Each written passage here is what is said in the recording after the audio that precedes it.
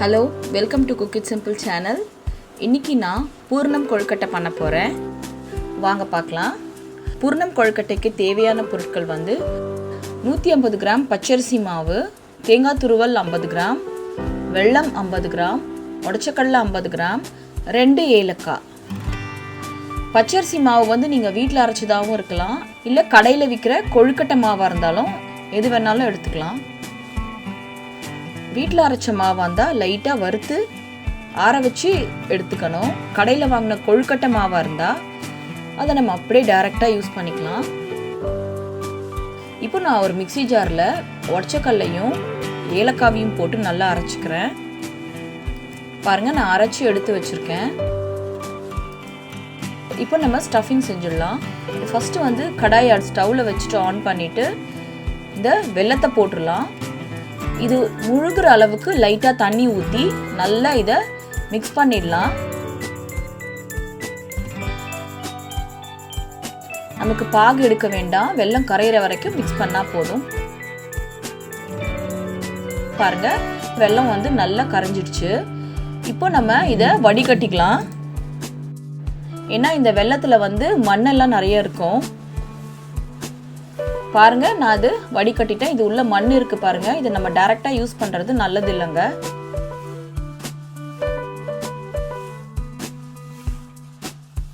இப்போ நான் stove on பண்ணிக்கிட்டு கடாயில் ஒரு டீஸ்பூன் நெய் போட்டுக்கிறேன். இப்போ இந்த வடிகட்டி வச்சிருக்கிற வெல்லத்தை இதில் நான் ஊற்றிடுறேன். அடுப்பை லோ ஃப்ளேமில் வச்சு பண்ணுங்க, இல்லைன்னா இந்த வெல்லம் சீக்கிரமாக கட்டி ஆயிடும்.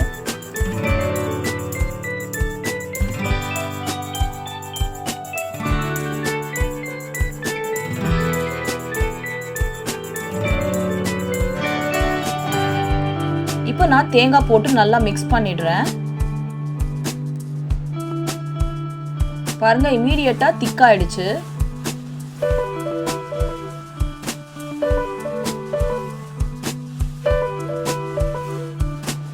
ஒரு 1 மினிட் வதக்குனதுக்கு அப்புறம் இந்த பொடி பண்ணி வச்சிருக்கிற உடச்சக்கடலையை போட்டுறேன்.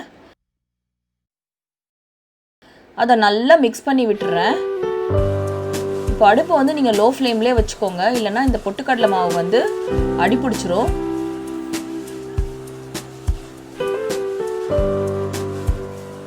இப்போ நல்லா நீங்கள் கலரிட்டே இருந்தீங்கன்னா அந்த தேங்காய், வெல்லம், உடச்சக்கடலை எல்லாமே நல்லா மிக்ஸ் ஆகிடும்.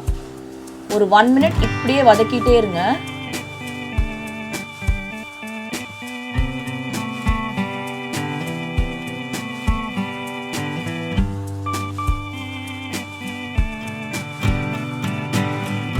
இப்போ எல்லாம் ஒன்று சேர்ந்துருச்சு பாருங்க. இதை நம்ம ஆற விட்டுறலாம். இப்போ நான் அதை ஒரு தட்டில் எடுத்து வச்சிருக்கேன் பாருங்க.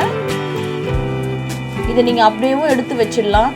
ஸ்டஃபிங் பண்ணும்போது இந்த மாதிரி உருண்டை கூட பிடிச்சிக்கலாம்.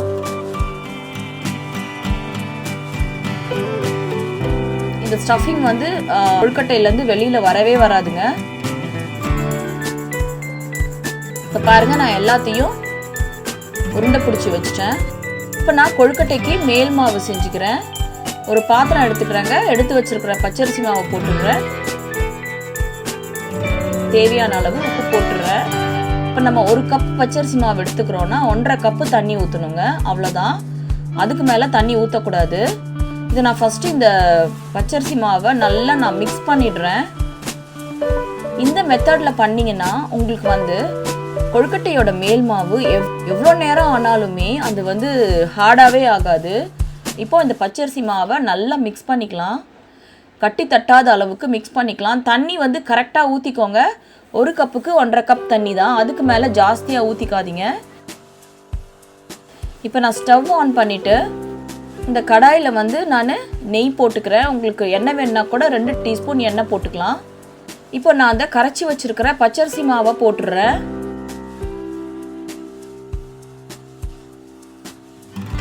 நல்லா இப்படி மிக்ஸ் பண்ணி விட்டுட்டே இருங்க.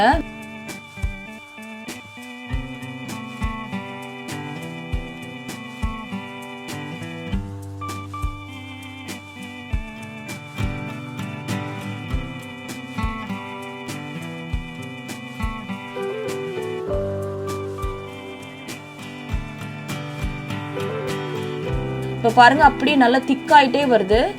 இது நீங்கள் லோ ஃப்ளேமில் இல்லைன்னா மீடியம் ஃப்ளேமில் வச்சு பண்ணிக்கோங்க. மாவு இந்த மாதிரி கெட்டியாக வரும்பொழுது ஒரு 2 டீஸ்பூன் ஆயில் போட்டுக்கோங்க. இதை நல்லா மிக்ஸ் பண்ணி விட்டுறேன். அது அப்போ தான் அந்த மாவு வந்து ஒட்டாமல் வரும்.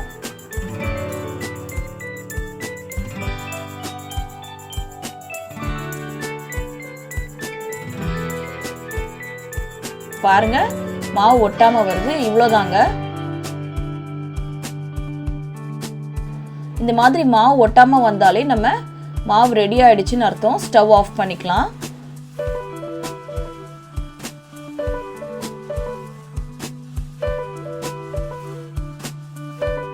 இப்போ பாருங்க நான் அந்த மாவை வந்து ஒரு தட்டில் எடுத்து வச்சுட்டு லைட்டாக அப்படியே பிசைஞ்சிக்கிறேன். இது அப்படியே நம்ம மூடி வச்சிடலாம், இல்லைன்னா ஈரத்துணி போட்டு வச்சிருங்க. இப்போ நான் ஒரு இடியாப்ப தட்டில் எண்ணெயை தடவிட்டு என்னோட கையிலையும் கொஞ்சம் நல்லா எண்ணெய் தடவிக்கிறேன். இப்போ கொழுக்கட்டை செஞ்சுக்கலாம்.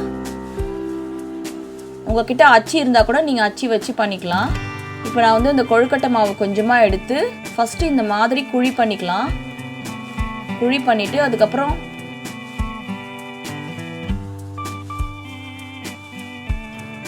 அதுக்குள்ளே அந்த ஸ்டஃபிங்கை வச்சுடலாம். ஸ்டஃபிங் வச்சுட்டு இதை நல்லா ரவுண்ட் ஷேப்பில் பிடிச்சிக்கலாம்.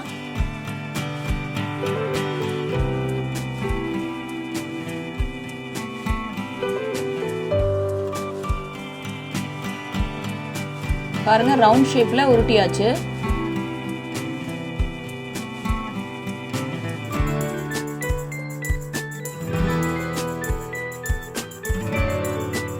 இப்போ இன்னும் கொஞ்சம் மாவு எடுத்து அதை நான் கொஞ்சமாக குழி பண்ணிவிட்டு இதை நான் ரவுண்ட் ஷேப்பில் தட்டிக்கிறேன். இப்போது ஸ்டஃபிங்கை வச்சு அதை க்ளோஸ் பண்ணிடலாம்.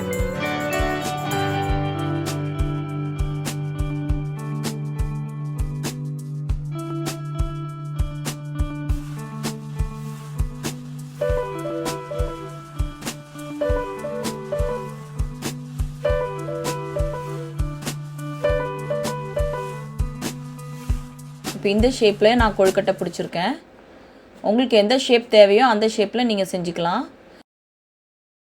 இந்த மாவு வந்து எல்லா ஷேப்புமே கரெக்டாக நமக்கு கொழுக்கட்டை பிடிக்க வரும். இப்போ நான் இன்னொரு ஷேப் பண்ணிக்கிறேன்.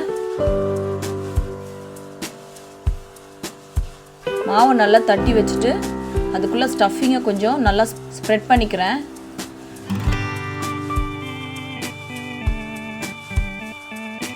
இந்த மாவை வந்து நான் நல்லா ஸ்ப்ரெட் பண்ணி விட்டுட்டு இப்போ நான் இந்த மாதிரி க்ளோஸ் பண்ணிக்கிறேன்.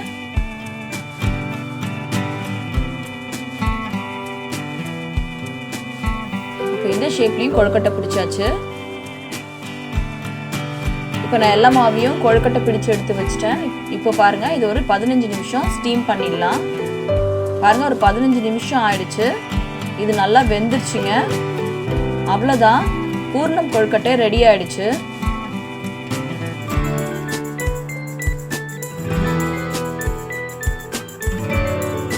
இது வந்து இந்த மாதிரி மெத்தடில் செய்யும் பொழுது உங்களுக்கு மேல் மாவு எவ்வளோ நேரம் ஆனாலுமே சாஃப்டாக இருக்கும். நீங்கள் நார்மலாக சுடுதண்ணி போட்டு பிசைஞ்சு செஞ்சீங்கன்னா டைம் ஆக ஆக கொழுக்கட்டையோட மேல் மாவு வந்து ஹார்டாகிடும். பட் இந்த மாதிரி செஞ்சீங்கன்னா உங்களுக்கு கொழுக்கட்டையோட மேல் மாவு எவ்வளோ நேரம் ஆனாலுமே அப்படியே சாஃப்டாகவே இருக்குங்க.